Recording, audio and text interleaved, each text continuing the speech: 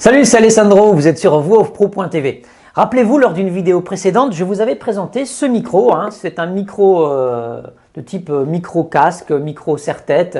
Alors c'était la marque Pronomic. Je vous montre la boîte parce qu'on n'a pas toujours l'occasion de la voir. Elle est assez bien faite, jolie. Le micro est équipé de pas mal d'adaptateurs selon le modèle de système HF que vous avez ou de carottes, éventuellement vous utilisez une carotte. Si vous ne voyez pas de quoi je veux parler, regardez ma vidéo précédente.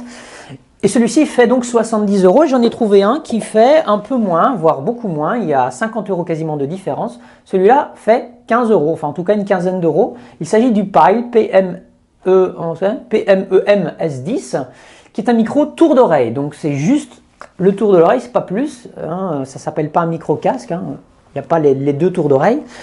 Et on va comparer ce micro casque à celui-ci. Vous allez voir que la qualité est assez bluffante entre les deux. On se retrouve après le générique. Alors voilà donc le test. Vous avez donc le Pronomic et le micro Pyle. Je vous lance la piste. Vous allez vous rendre compte par vous-même de la qualité et de la différence de qualité. C'est assez bluffant. Je vous laisse découvrir ça. Un micro casque est un équipement intégrant un microphone et un casque audio dans un même appareil, utilisé en informatique, en radiotéléphonie et studio d'enregistrement. Il peut se présenter sous différentes formes: une simple oreillette reliée à un micro, une double oreillette sous forme de puce, le micro étant fixé sur le câble d'une de ces deux oreillettes, un casque reliant les deux oreillettes passant sur le dessus ou l'arrière du crâne, muni d'un micro au bout d'une tige. Voilà, alors comme vous voyez, la qualité est assez proche, c'est quand même chouette puisque la différence de prix est énorme. Alors la preuve, voilà le Pronomic, la version Pronomic, j'ai dû le faire en deux fois.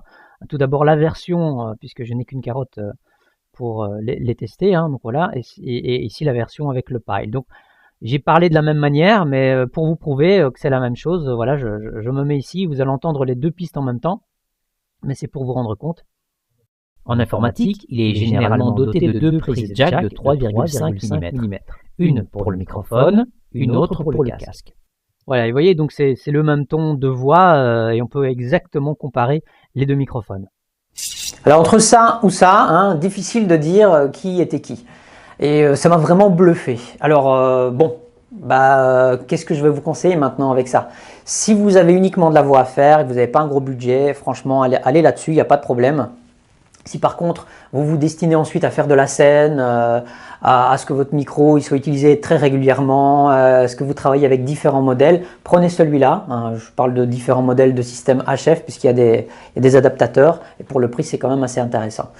Si vous voulez coupler ce micro à la carotte, que je vous ai présenté dans la vidéo précédente, la carotte Pronomic P2, ça fonctionne. J'ai testé avec ça, j'ai été contente de voir que ça fonctionne, parce que ce n'est pas le cas avec tous les micros, mais celui-ci est en 4 broches, comme les systèmes Shure, et donc du coup ça marche, donc chouette.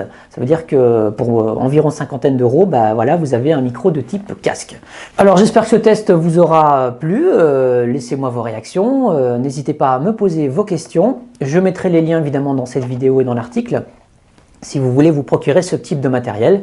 Et d'ici là, abonnez-vous si ce n'est pas encore fait. Et moi, je vous donne rendez-vous très bientôt pour de nouvelles vidéos dans voixoffpro.tv.